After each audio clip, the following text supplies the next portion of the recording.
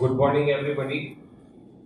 আমাদের respected chairman doctor কল্যাণ রুদ্র মহাশয়, আমাদের পরিষদের ওএসডি এই পাবলিসিটি এন্ড অ্যাওয়ারনেস সেলটা দেখেন শ্রী সুব্রত ঘোষ মহাশয়, সুদীপ, আমাদের কুশল এডুকেশনাল ফাউন্ডেশন এবং মাঠার তরফ থেকে সুদীপ্ত বাবু, প্রসেনজিৎ, বিভিন্ন 19টা স্কুল থেকে আগত সবাই ছাত্র ছাত্রীগণ,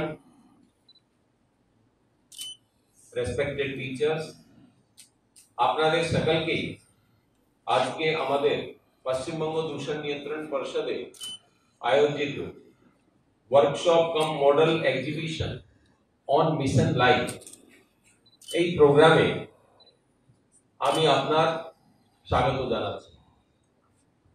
আমরা যখন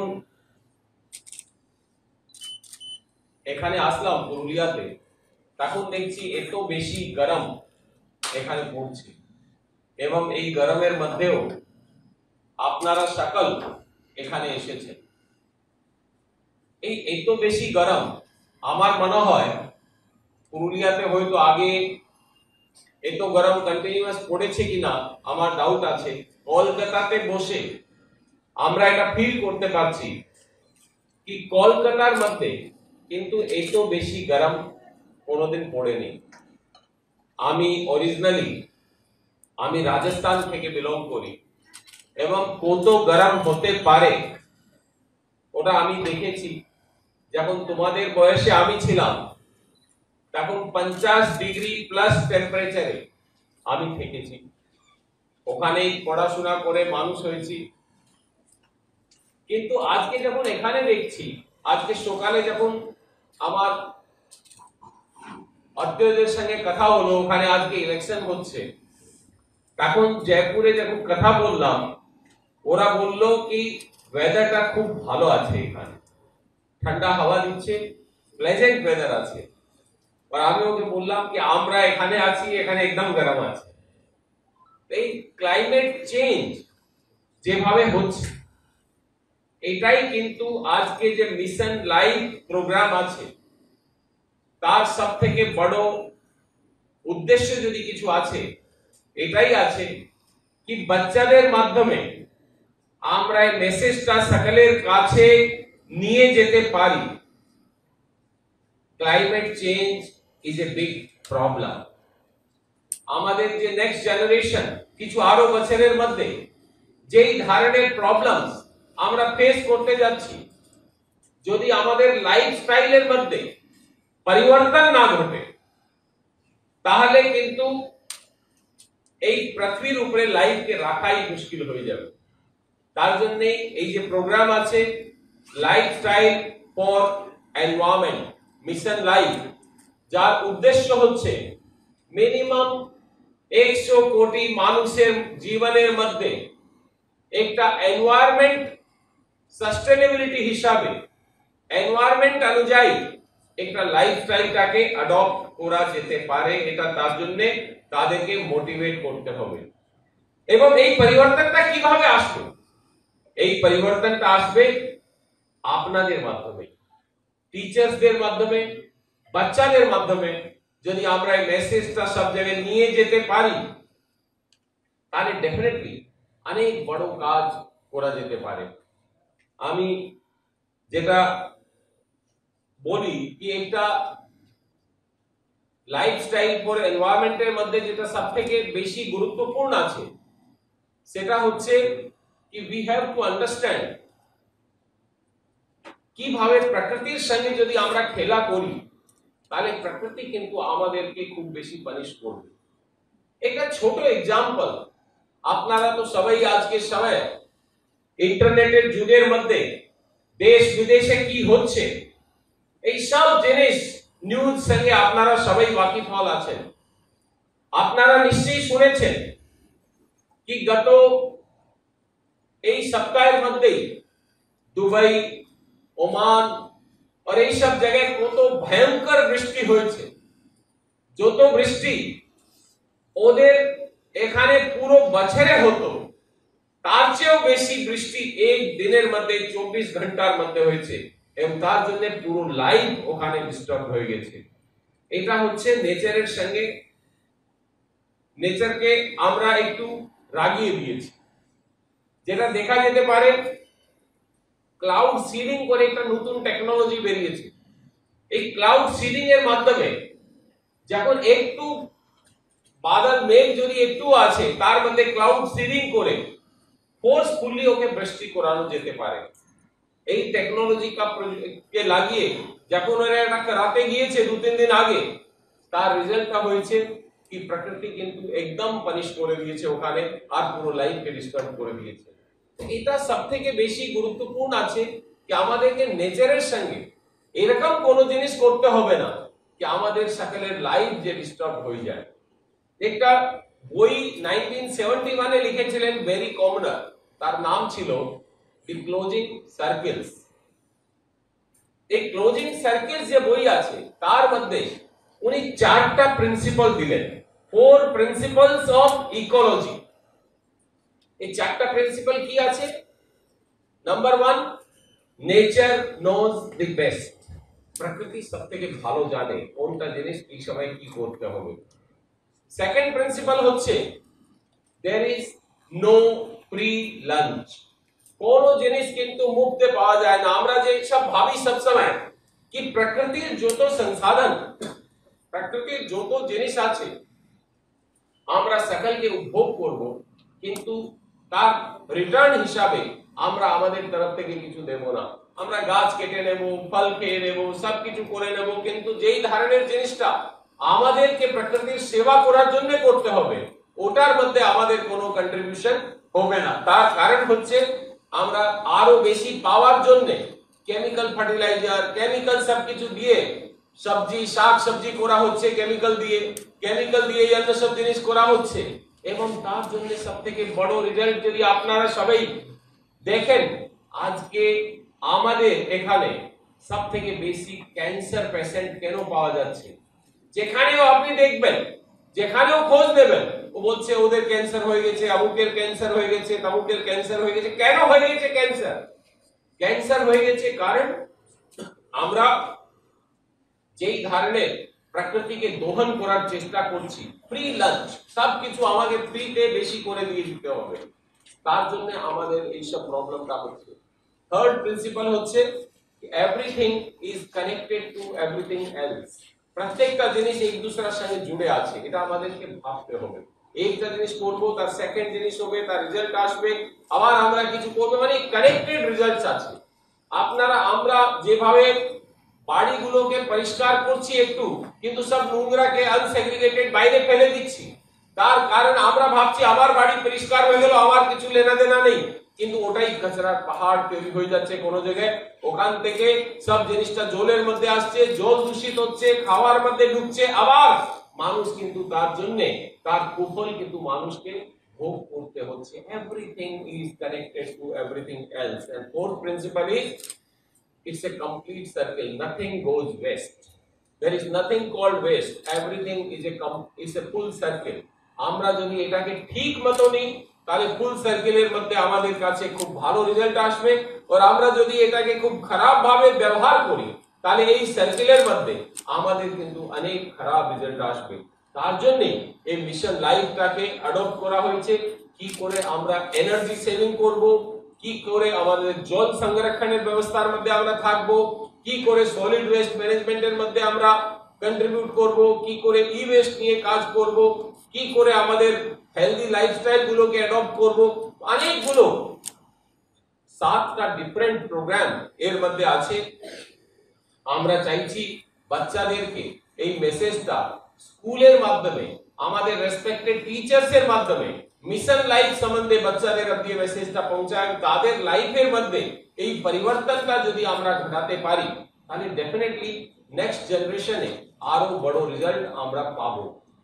আমি আপনাকে একটা জিনিস আরো বলি, আমাদের যে সয়েল আছে ও সয়েলটা এখন কিন্তু খুব তাড়াতাড়ি ডেজার্টিফিকেশন হচ্ছে, মানে সয়েল ইজ বিকামিং স্যান্ড। যেটা আমাদের ওখানে, আমি যে রাজ্য থেকে আসি ওখানে সব থেকে বেশি স্যান্ড পাওয়া যায়, এবং ওই স্যান্ড কোনোদিন ওখানে কিছুই ওখানে চাষ করা যায় না, কিছুই ওখানে ভালো কাজ করা যেত না। এখন কিন্তু ওখানে পরিবর্তন ঘটছে, কারণ মানুষ যেভাবে মাটির উপরে কাজ করছে। কিন্তু অন্য সব জায়গা আমরা দেখছি कि सॉइल के আমরা ডেজার্টিফিকেশনের দিকে নিয়ে যাচ্ছি, ওর উপরে না কাজ করে কন্টিনিউয়াসলি ওর মধ্যে বেশি সার ये सब মানে কেমিক্যাল দিয়ে ফার্টিলাইজারকে নষ্ট করে দিচ্ছি। আরো যে জিনিসটা আমাদের জানতে হবে कि এই মাটির মধ্যে 80 জিলিয়ন মানে কোটি কোটি ধরনের এখানে মানে ये सब আছে, যে মানে ব্যাকটেরিয়া আর এইসব গুলোর মধ্যে রয়েছে, যেটা ভালো ব্যাকটেরিয়াও আছে। এই সব জিনিসটাকে নিয়ে এত যে আজকে আমরা পলিউশন কন্ট্রোল বোর্ডে আমরা দেখি একটা নতুন ডিভাইস আমরা লাগালাম, যেটা হয় জিআইএস বেসড স্টাবল বার্নিং কে মনিটর করার জন্য। আমরা দেখি কি যখন ফসলকে কেটে নেওয়া হয়, তারপরে নেক্সট ফসলকে লাগানোর জন্য সময় কম থাকার জন্য, হয়তো ম্যান পাওয়ার কম অ্যাভেলেবিলিটির জন্য অনেক চাষিরা তাদের ফসলকে যে অবশিষ্টগুলো আছে ওগুলোকে পুড়িয়ে দিচ্ছে, যাকে বলে স্টাবল বার্নিং।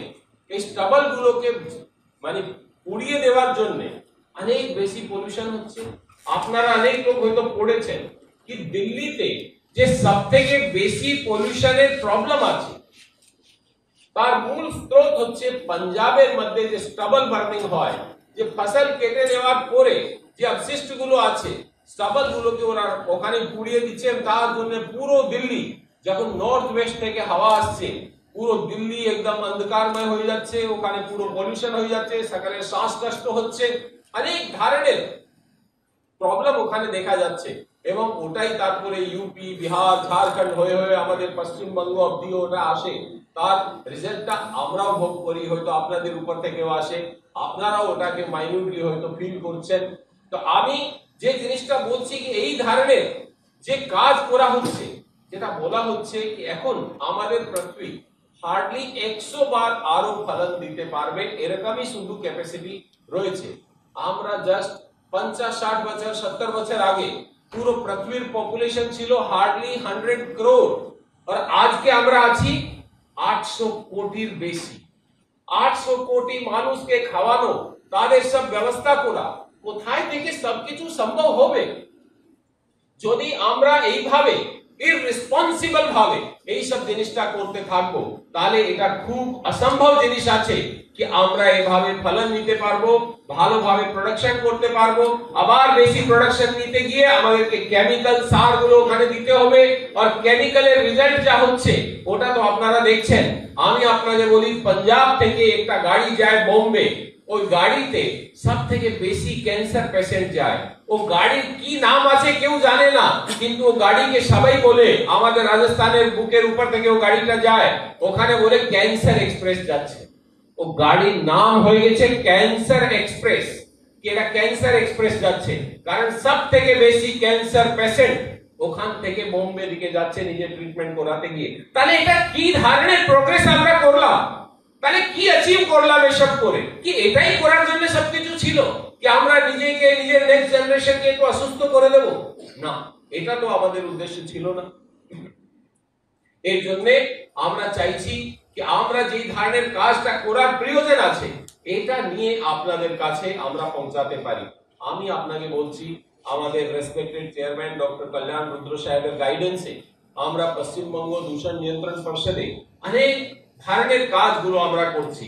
তার মধ্যে যেমন air quality monitoring station, ambient noise monitoring station এইসব লাগানো হয়েছে, যেটা আমরা স্টাডি করতে পারি জলের কোয়ালিটিটাকে কিভাবে ভালো করা যেতে পারে। তার স্যাম্পল নিয়ে আমরা তাদের পরীক্ষণ করি এবং দেখি কি কিভাবে এটা ভালো করা যেতে পারে। তার সাথে সাথে এয়ার পলিউশনকে, নয়েজ পলিউশনকে, ওয়াটার পলিউশনকে কম করার জন্য অনেক উদ্যোগ আমাদের পশ্চিমবঙ্গ দূষণ নিয়ন্ত্রণ পরিষদের তরফ থেকে নেওয়া হয়েছে, এবং আজকে ইন্ডিয়ার মধ্যে আমাদের র্যাঙ্কিং অনেক ভালো আছে। কারণ কি এতগুলো উদ্যোগ নেওয়ার ফলে আমরা ইন্ডাস্ট্রিগুলোকেও রেগুলেট করছি। আমরা যেমন রাস্তার উপরে যখন অক্টোবর থেকে মার্চ এপ্রিল অবধি যখন বায়ু গুণমানটা একদম খারাপ থাকে, তখন আমরা ওয়াটার স্প্রিংকলিং রাস্তার উপরে করছি, অনেক ইন্ডাস্ট্রিকেও বলছি কি তোমরা এটা ওখানে ওয়াটার স্প্রিংকলিং করো। এই ধরনের অনেক জিনিস করা হচ্ছে। আরো একটা জিনিস করা হলো, আমরা দেখলাম গ্রামের মধ্যে যেটা সবথেকে বড় প্রবলেম হয় যে রান্না করা হয় সেই সময় যেই ধরনের জ্বালানি ব্যবহার করা হয় ওই জ্বালানিকে নিয়ে অনেক বেশি ধোঁয়া ওখান থেকে উঠে। আমরা একটা নতুন ধরনের জ্বালানি, একটা নতুন ধরনের কুক স্টোভ নিয়ে আসলাম, স্মোকলেস চুলা, যাতে 70% 80% এর বেশি, ওখানে 70% 80% এর বেশি মানে ধোঁয়াকেও কমিয়ে দিচ্ছে। এত বেশি তার প্রোডাক্টিভ রেজাল্টস ওখানে আসছে এবং তার জন্য আমরা অনেকটা ওখানে পজিটিভ রেজাল্ট আমরা পাচ্ছি। এই কাজটাও আমরা করলাম। ইভেন যারা কলকাতার মধ্যে যারা আয়রন গুলো করে কাপড়গুলোকে আয়রন গুলো করে দেয়, ওদেরও কয়লা ব্যবহার করে ওদেরকেও আমরা গ্যাস বেসড আয়রন দিলাম। এই ধরনের ছোট ছোট জিনিস করে আমরা মানুষের জীবনের মধ্যে পরিবর্তনটা নিয়ে আসছি। অনেক জায়গায় যে কম্পোস্টিং করে বড় বড় জায়গায় পুলিশ একাডেমি সেখানের মধ্যে তার জন্য আমরা প্ল্যান্ট লাগিয়েছি। আমি এখানেও আমাদের চেয়ারম্যান সাহেবের একটা পরিকল্পনা আছে দুটা নতুন জিনিস করার জন্য। উনি চাইছেন একটা কম্পোস্টিং এর উপরে স্কুলদেরকে নিয়ে আমরা যদি কিছু কাজ করতে পারি, উনি আরো বিস্তৃত ভাবে ওটার উপরে বলবেন। এবং তার সাথে সাথে যেমন সব থেকে বেশি পাতা, পাট কাটি, জুট পাট কাটি, নানান ধরনের যে জ্বালানি লকড়ি ফকড়ি এসব গুলো ইউজ করা হয় ওগুলোকে নিয়ে আমরা প্যালেটাইজেশনের একটা প্লান্ট এখানে লাগাতে চাইছি আর স্মোকলেস চুলা ডিস্ট্রিবিউট করতে চাইছি, যাতে বায়ু গুণমানটা যে স্মোকলেস চুলা ব্যবহার করে আমাদের গিন্নিগুলো যে মানে যারাও রান্না করবে তারা ভালোভাবে কাজ করতে পারবেন, তাদের হেলথের উপরে কোনো নেগেটিভ ইম্প্যাক্ট আসবে না। আমি আশা করি আপনাদের সকলকে নিয়ে এই জিনিসটা আপনারা সকলে এগিয়ে আসবেন এবং আমাদের সঙ্গে মিলে কাজটা করবেন। আজকে যে বাচ্চারা মডেল এখানে লাগিয়েছে, অনেক বাচ্চারা পার্টিসিপেট করেছে। আজকে 20টা বাচ্চাদের মডেল এখানে এক্সিবিট করা আছে, তার মধ্যে আমরা কিছু রিওয়ার্ডও দেব। তাদের কনসেপ্ট আমরা দেখতে চাই। আমরা দেখতে চাই कि বাচ্চারা কালকে আগামীকালকে নিয়ে, আগামীকাল পলিউশন কন্ট্রোলকে নিয়ে, এনवायरमेंट ইমপ্রুভমেন্টকে নিয়ে, সাস্টেনেবিলিটিকে নিয়ে বাচ্চারা কিভাবে ভাবছে, তাদের মাথায় কি ধরনের জিনিসটা আসছে। এবং আমরা দেখতে চাই कि টিচার্স ওদেরকে কিভাবে গাইড করছেন। কারণ টিচার্স যা বাচ্চাদের মনের মধ্যে যে উৎসাহটা দেবেন, ডেফিনেটলি ওই জিনিসটা এখানে আমরা দেখতে পারবো। সেই ধরনের জিনিসটা ওরা আরো বড় হয়ে তৈরি করে দেখাবে। এই জন্য এই ছোট ছোট কম্পিটিশনের মাধ্যমে আমরা আপনাদের অবধি পৌঁছাতে চাইছি। আমাদের একটা অ্যাপ আছে, ওয়েস্ট বেঙ্গল পরিবেশ অ্যাপ, তার মধ্যে আপনারা দেখতে পারেন সব সময় কি কত কি ধরনের এয়ার কোয়ালিটি কোন জায়গায় চলছে। পুরুলিয়াতেও আমাদের কিছু কিছু জায়গায় স্টেশন আছে, আপনারা ডেফিনেটলি এটাকে দেখতে পারবেন। আমরা চেষ্টা করছি প্রত্যেক ব্লক অবধি আমরা এই ধরনের স্টেশন গুলো লাগাবো। আপনাদেরকে সঙ্গে নিয়ে আমরা পৌঁছাতে চাই। যেটা বলা হয় একটা হিন্দিতে, আমি আমার কথা শেষ করব। सिर्फ बातें करना ही हमारा मकसद नहीं, सिर्फ बातें करना ही हमारा मकसद नहीं, पर्यावरण की बंगाल में तस्वीर बदलनी चाहिए। मेरे सीने में नहीं तो तेरे सीने में सही, जिस जगह भी हो ये आग जलनी चाहिए, जिस जगह भी हो ये आग जलनी चाहिए। এটাই আমি আশা করি যে আপনাদেরকে নিয়ে আপনাদের মনের মধ্যে এই জিনিসটা দিয়ে আমরা যেন সঙ্গে মিলে বড় কাজ করতে পারি, এই জিনিসটা আমি চাইছি। Thank you so much. ধন্যবাদ sir. Please don't forget to subscribe our channel and also click the bell icon to get the latest updates.